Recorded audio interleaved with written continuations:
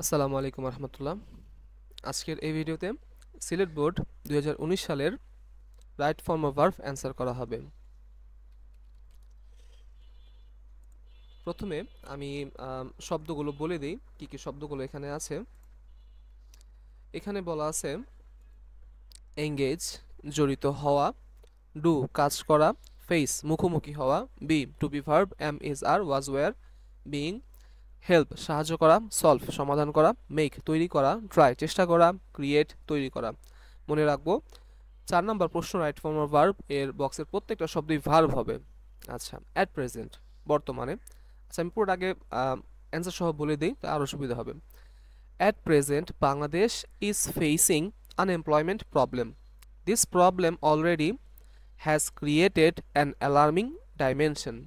The government is trying to cope with this problem, but this problem cannot be solved without making the unemployed skillful.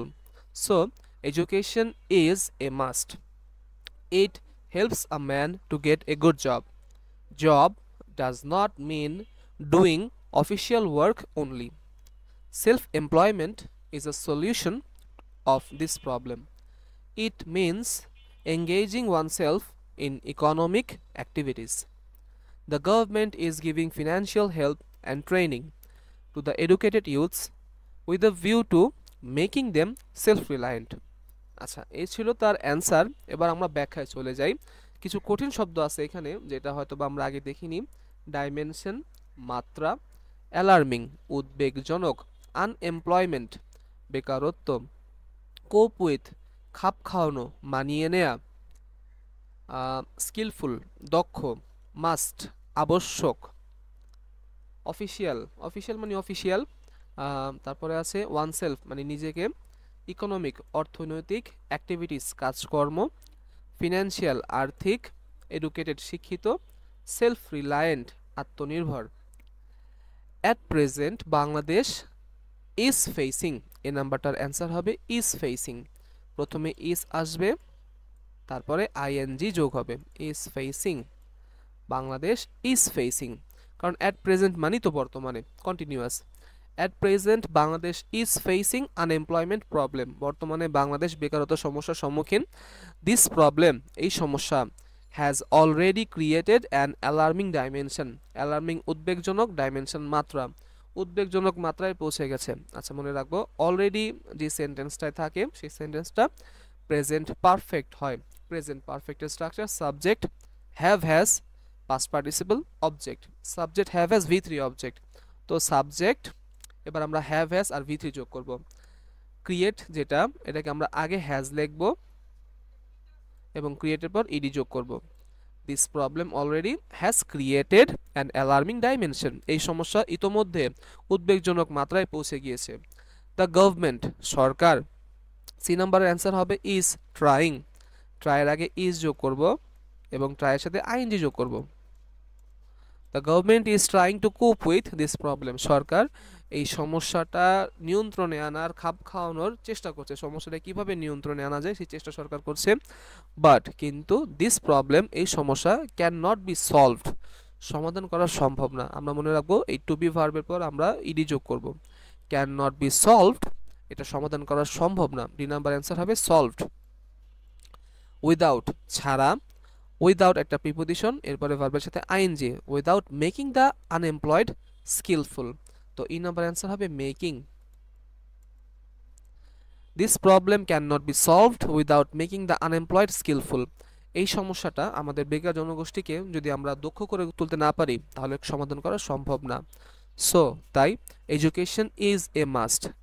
F number answer হবে is, যেটা বলছিলাম to be ভার্বের ভিতরে am is are was were mean থাকে, ওই সেখান থেকে আমরা ইজ নিলাম।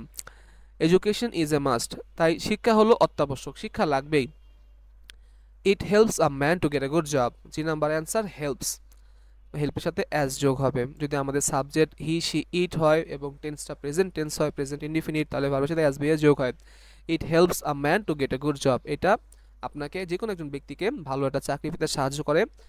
জব ডাজ নট মিন, চাকরি বলতে বোঝায় না।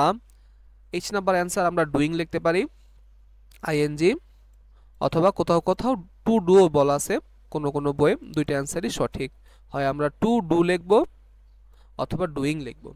Job does not mean doing official work only, কিন্তু চাকরি মানে এই না যে আমি শুধু অফিসিয়াল কাজটাই করব, অফিসিয়াল কাজের বাইরে তো অনেক চাকরি আছে।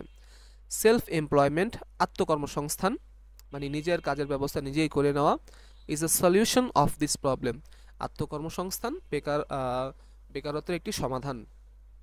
দিস ইট মিনস এর অর্থ হচ্ছে এঙ্গেজ, আই নাম্বার অ্যান্সার হবে এঙ্গেজ। এটাও সেরকম একইভাবে সেম, হয় আমরা এঙ্গেজিং লিখব অথবা টু এঙ্গেজ লিখব। টু এঙ্গেজ, হয় টু এঙ্গেজ লিখব না হয় এঙ্গেজিং লিখব, দুইটাই সঠিক।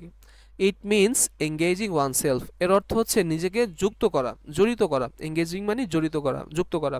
It means engaging one self in economic activities, এর অর্থ হইতেছে নিজেকে অর্থনৈতিক কর্মকাণ্ডে জড়িত রাখা।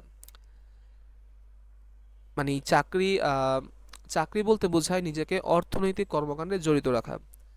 The government is giving financial help and training, সরকার আর্থিক সাহায্য এবং প্রশিক্ষণ দিয়েছে কাদেরকে? To the educated youth, youth মানে যুব সমাজ, শিক্ষিত যুব সমাজকে আর্থিক সুবিধা এবং ট্রেনিং দিচ্ছে।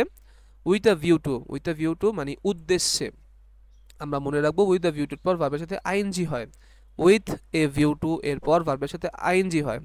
With the view to making, যে মেকটা এখানে বসছিল একবার, এটা আবার বসবে। With the view to making them self reliant, self reliant অর্থ স্বনির্ভর, নিজেদের তরুণদেরকে স্বনির্ভর করার জন্য সরকার তাদেরকে আর্থিক সাহায্য এবং ট্রেনিং দিচ্ছে। উইথ দ্য ভিউ টুর পর আইএনজি হয়। তো 2, 4, 6, 8, 9, 9টা আছে শব্দ, এই জন্য একটা দুইবার বসছে, মেকিং দুইবার বসছে। আশা করি এই ভিডিওটা আপনাদের উপকারে আসবে। সবাইকে ধন্যবাদ। আসসালামু আলাইকুম।